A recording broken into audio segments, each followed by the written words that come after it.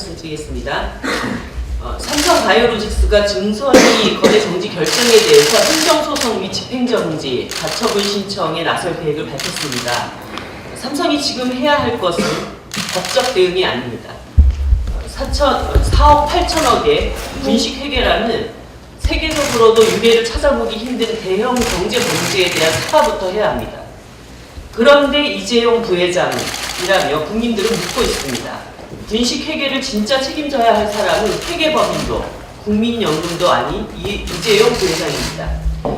불법적인 경영 승계가 없었다면 불법적인 회계 조작도 삼성물산과 제일모직의 합병에 국민연금을 이용하는 일도 없었을 것입니다. 하지만 삼성바이오로직스에 대한 증선위의 결정부터 시작해서 우리 사회 슈퍼갑인 삼성의 아성을 조금씩 흔들리기 시작하고 있습니다. 심상정 의원은 S그룹 전략문건 폭로로 시작된 노조 파괴는 이제 법의 심판을 앞두고 있고 내일은 삼성 백혈병 피해자와 삼성전자가 조정이 합의안에 대한 이행서약을 갖습니다. 삼성바이오로직스 분식회계 또한 2016년 이래 정의당이 지속적으로 문제를 제기해온 것입니다. 비록 그 속도는 느릴지 몰라도 삼성공화국의 폐단과 맞선 정의당의 노력은 마침내 조금씩 성과를 낼 것이라고 확신합니다. 꼭 그렇게 하겠습니다. 정의당은 삼성 그 자체와 맞서며 외롭게 싸워온 것은 아닙니다. 불법적 경영 승계를 위해서 국민의 노후 자금까지 손을 대는 법 위에 군림하는 집단으로 남는다면 삼성은 더 이상 세계 인류 기업으로 나아갈 수 없습니다.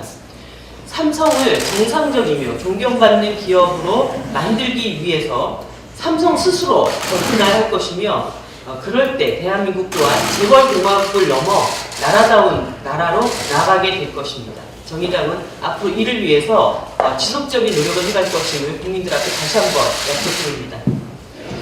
어제 여야 5당 원내대표 합의로 국회가 정상화됐습니다. 이제라도 예산안 심사를 재개하고 인사법과 유치원법 처리를 하게 되어 다행입니다. 그럼에도 국민의 요구인 사법농단 연루법관에 대한 탄핵안 합의가 불발된 것은 유감입니다. 이미 제가 제안한 대로 동의하는 정당이라도 소추안 제출을 위한 논의 테이블을 열어서 조속히 탄핵 소추안을 처리할 수 있도록 해야 합니다. 이번에 국회 정상화 과정에서 논란이 됐던 채용비리 국정조사 대상에 강원랜드도 포함되었으며 자유한국당도 이를 동의했습니다. 누차 말씀드렸듯 강원랜드는 518명 합격자 전원이 청탁 인원이 최대 규모의 채용비리이며 당시 여당 의원이 연루되어 재판 중인 권력형 비리입니다.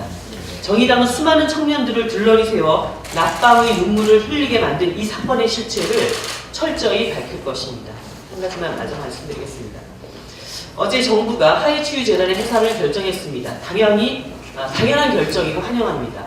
박근혜 정부의 무력적인 한일 합의에 의해서 탄생한 하해치유재단은 그 이름과 정반대로 위안부 피해자에게 더 큰 갈등과 고통을 유발했습니다. 어제 정부는 재단을 조성하면서 일본 정부가 거출한 10억엔에 대해서는 입장을 밝히지 않았지만 이는 일본 정부에 돌려보내는 것이 마땅합니다. 정부가 어제 피해자 중심주의에 따라서 이 문제를 해결하겠다고 했습니다. 하지만 우리 정부가 재협상이 불가하다는 기존 입장을 계속 고수한다면 앞으로 일본 정부 차원의 사과와 배상은 요원할 것입니다. 정부가 주장하는 피해자 중심주의가 피해자가 알아서 하라는 자력 구제를 지칭하는 것이 아니라면 이제라도 제대로 된 합의를 만들기 위한 전향적인 노력을 해야 합니다. 일본 정부도 최종적이며 불가역적인 해결 같은 무책임한 주장을 멈추고 반인류적인 전쟁 범죄에 대해서 사죄부터 해야 합니다. 과거에 대한 진정한 반성 없이 한일 관계의 미래도 없다는 점을 명심해야 할 것입니다.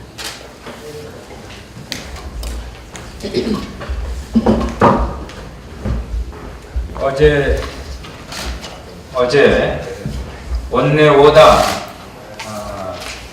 대표가 국회 정상화에 합의했습니다. 민생을 돌보고 내년도 국민의 살림살이를 살피는 국회의 책무를 할 수 있게 되어 다행입니다. 정의당이 제기한 강원랜드 등 공공기관 채용 비리 관련 국정조사를 통해 의혹을 해소할 기회도 갖게 되었습니다. 사법농단 연루 판사에 대한 탄핵 소추가 합의되지 못한 점은 유감입니다. 법관들 스스로 사법부 독립을 위해 해당 판사들을 탄핵해야 한다고 주장했습니다. 그런데 국회가 사법부 독립을 이유로 거부하는 것은 이해하기 힘들. 원내 모든 정당은 사법농단 연루 판사에 대한 탄핵 조치를 추진해야 합니다. 한 가지 확실히 할 거 있습니다. 어제 의장과 원내 대표들은 공공기관 채용 의혹과 관련하여 특정 시기를 합의한 바 없습니다. 일각에서 2015년 1월 이후로 시기를 특정하는데 이는 사실과 다릅니다. 자유한국당이 합의 문건에 끼워 넣으려는 제안을 했다가 저희들이 거부했습니다. 만약 그랬다면 정의당은 당연히 합의하지 않았을 것입니다. 전현직 의원 7명이 연루된 강원랜드 부정채용 의혹은 그 시점이 2013년 전후, 심지어 전원이 부정청탁으로 채용된 사건입니다. 시기를 특정해 배제할 이유가 전혀 없습니다. 강원랜드 채용 비리 의혹 조사와 관련해 합의문에도 없는 2015년 1월을 언론 플레이를 통해 슬쩍 끼워 넣으려는 시도는 제 식구 감싸기, 자기 희망사항일 뿐입니다. 국민 여러분과 언론인 여러분은 더 이상 혼란해 하시지 마시기 바랍니다. 정의당은 민생 법안 처리와 예산 정국에서도 국민만 바라보겠습니다. 정기국회에는 후에는 강원랜드 등 공공기관 채용 관련 국정조사에 최선을 다하겠습니다. 정의당이 왜 제1야당이어야 하는지 국민들이 다시 한번 보게 될 것입니다. 노동본부장님. 노동본부장입니다. 경제사회노동위원회가 ILO 핵심협약 비준을 위한 공익위원안을 제출했습니다. 대통령이 내년 ILO 설립 100주년에 맞춰 비준을 약속한 만큼 당연한 제안입니다. 이제 국제 기준에 맞게 교사 공무원의 노동기본권을 보장하고 예직자와 실직자의 노동조합 가입을 할 수 있도록 병사노위가 적정 결론을 도출해야 할 것입니다. 그럼에도 비준으로 가는 로드맵이 여전히 불투명하다는 점에서 우려스럽습니다. 경청 등 사용자단체는 대체근로 허용, 단체협약 유효기간 연장, 부당 노동행위 제도 폐지 등 사실상 핵심 협약에 정반대되는 내용을 주장하고 있는 상황에서 사회적 합의만 강조하는 것은 비준 의지를 의심하게 만들 뿐입니다. 정부는 플랜 B를 담은 구체적인 비준 로드맵을 함께 제출하고 모든 것을 경사노위에 위임하지 말고 정부 권한으로 즉각 가능한 노조법 시행령상의 노조 아닌 통보 조항을 삭제하고 정교조에 대한 노조 아닌 통보를 철회하여 비준 의지를 밝혀야 합니다.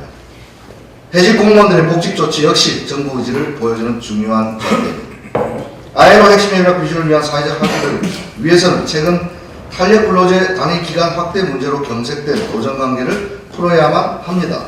어제 국회 정상을 합의하면서 여당과 한국당, 바른미래 3당은 정기국회 내 탄력 근로제 단위 기간 확대를 처리하도록 노력하겠다고 했습니다. 이는 정부 여당이 아직 시작도 하지 않은 사회적 대화를 요식행위로밖에 보지 않는다는 것입니다.